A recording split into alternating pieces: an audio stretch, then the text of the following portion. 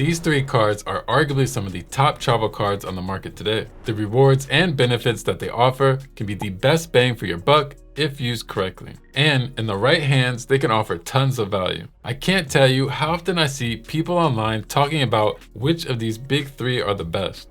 The Amex Platinum, the Chase Sapphire Reserve, or the Capital One Venture X. I'm gonna go through 5 important categories, benefits, and drawbacks, and ranking each card one by one out of 10. So stay tuned right until the end for my final verdict on which card I think comes out on top. Let's start out with what's gonna be a big deciding factor for most people, and that's gonna be the annual fee. First up is the famous Amex Platinum card, a personal favorite of mine, with a pretty heavy annual fee of $695. Yeah, there's no getting around this one. The Platinum's price is really high. $700 a year on a credit card can be a lot, but if you can afford it and get value from the card, the load of credits that the Amex Platinum comes with can easily make up for it. But I am being a little bit generous for one of my favorites here. The truth is, the Amex Platinum is expensive.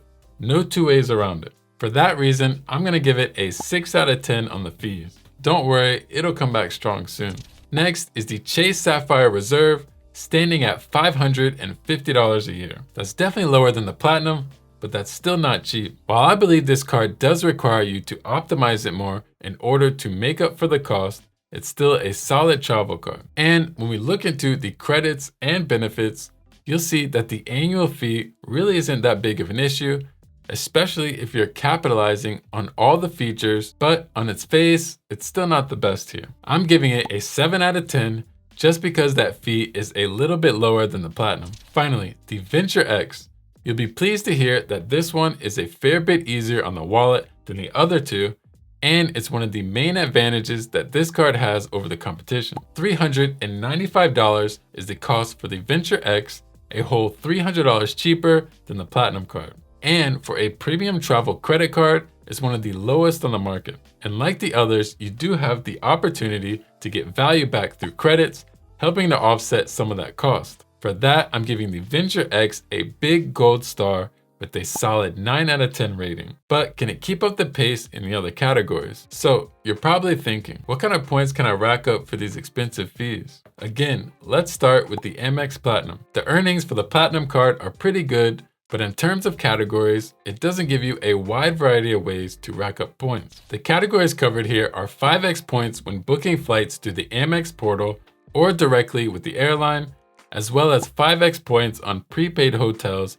booked on Amex Travel. Other than that, you get a pretty standard 1x earnings on all other purchases. For points, the Platinum card gets a middle of the road 6 out of 10. It's not exactly off to a flying start, if you get what I mean. What about the Chase Sapphire Reserve? The earning categories here are a bit more broad, making earning points much easier. Sapphire Reserve cardholders earn 3x points per dollar spent on dining and takeout, then 5x points on flights through Chase Travel, as well as 10x points on hotels and car rentals on Chase Travel, 3x points on all other travel spending outside of the Chase portal, then 10x on both Chase dining purchases, as well as Lyft rides, and then 1x points for everything else. Not a bad variety at all. I give the Sapphire a solid 8 out of 10 for points earnings. Definitely a bit more flexible here. Now, for the Venture X, it's not quite as extensive as the Reserve card, but it still has its perks. Like the Reserve and Platinum cards,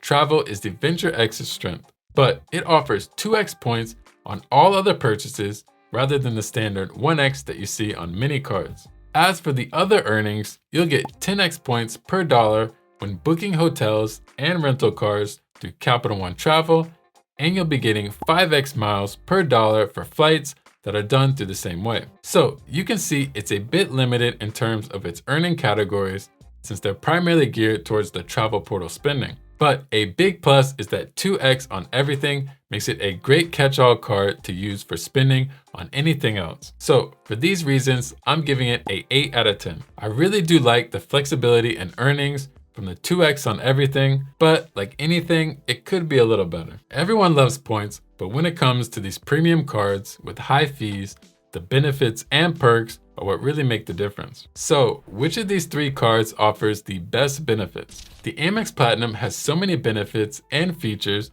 that I'd probably still be sitting here tomorrow morning if I started listing them out one by one. I've got a life. Come on now. No, I'm just kidding, but truly, the majority of the benefits relate to travel, like the $200 airline credit, $200 hotel credit, and $200 of Uber Cash. But that's not everything. You even have a $240 digital entertainment credit, which can cover things like a Hulu Disney Plus subscription. But altogether, you get over $1,000 worth of credits, which is a big deal when you consider the cost of the annual fee being $695. The lounge access benefits are where the Platinum card really shines, to be honest. You get access to a wide variety of lounges, such as the Centurion Lounge, Delta Sky Clubs, Priority Passes, you name it. Definitely a huge benefit. I'm gonna give the Platinum card here a perfect 10. That's right. I mean, what more can I say? On top of loads of credits, you're also getting gold status at hotels like Hilton and Marriott, as well as status with rental car companies like Hertz, National, and Avis. The Platinum card is made for those who are traveling regularly, and in that regard, I gotta say it does deliver. So what about the Sapphire Reserve card? Like the Platinum, it specializes in covering some travel spending along with some solid coverages and offering a few different benefits. This includes rental car statuses with National, Avis, and Silvercar, 2 years complimentary of Lyft Pink, as well as access to the Edit, which is a luxury hotel program. And when it comes to the airport lounges, you'll be getting access to Priority Pass lounges, Chase Sapphire Terrace, which there's only one in Austin, Texas as of now, and then the Chase Sapphire Lounge by the club. Not bad at all. Throw this on top of a complimentary DoorDash Dash Pass membership until 2027, global entry TSA pre-check credit, no foreign transaction fees, and you're seeing some pretty nice benefits. A really important one here is that you also get a 50% points boost when you redeem your points via the Chase Travel Portal.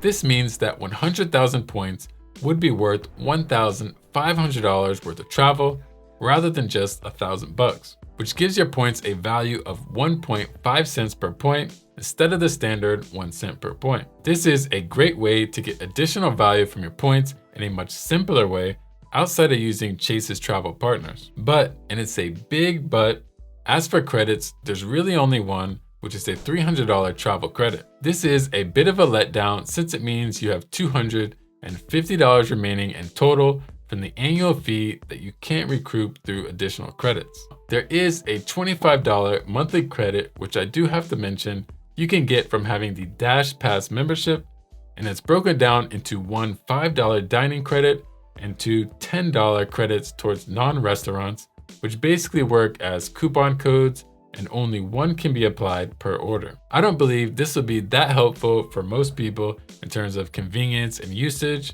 but hey, it's something extra. All in all, the card does offer some great benefits and value, but I think having a permanent additional credit or two that would help offset that annual fee would really make this card amazing. For that reason, I'm giving this card a 7 here. And now, what about for the Venture X? If you're looking for a straightforward card with an easy to use credit, then the Venture X is your go-to. It offers $400 a year in value with a $300 credit to use in the Capital One portal for travel, and then a 10,000 bonus miles anniversary bonus, which is worth at least $100 or more for travel. Not only that, the card also gives you Presidential Circle status with Hertz, which is their highest membership tier available. The Venture X also lets you add up to 4 authorized users for free, and you get free access to Capital One lounges, Priority Pass, and Premium Pass lounges, with up to 2 guests for free for you and each authorized user. The main drawback of the card is the fact that you have to book via the Capital One portal to take advantage of those higher point earnings.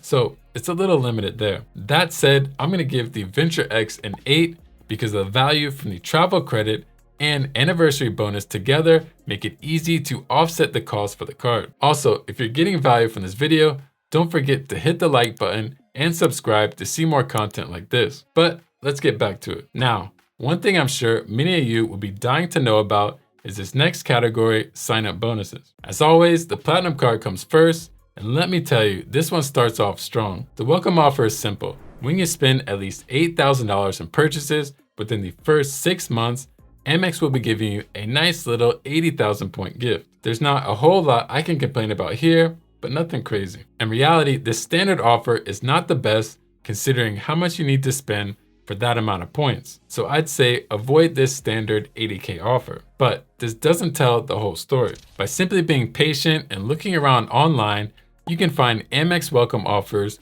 worth as much as 125,000, 150, and even 175,000 points. You won't find offers like this outside of Amex, that's for sure. For that, the Platinum card has to get a perfect 10. Honestly, what more could you want? 2 10s in a row, the Platinum card is coming in hot right now. Okay, so can the Chase Sapphire card follow up? Let's see. You get 60,000 points right off the bat if you spend at least $4,000 in 3 months. Half the amount needed to spend compared to the Platinum card, but also half the time allowed with a much lower bonus. Now, Chase did have elevated offers earlier this year as high as 80,000 points, which doesn't pop up too often, as well as other opportunities like 85,000 points in branch, and even some people getting a 90,000 point offer by mail. While those points are worth a fair amount in the Chase portal, I'm not that impressed with their welcome offer. 60K points for 4K spend is pretty basic, and Chase is pretty stingy with how often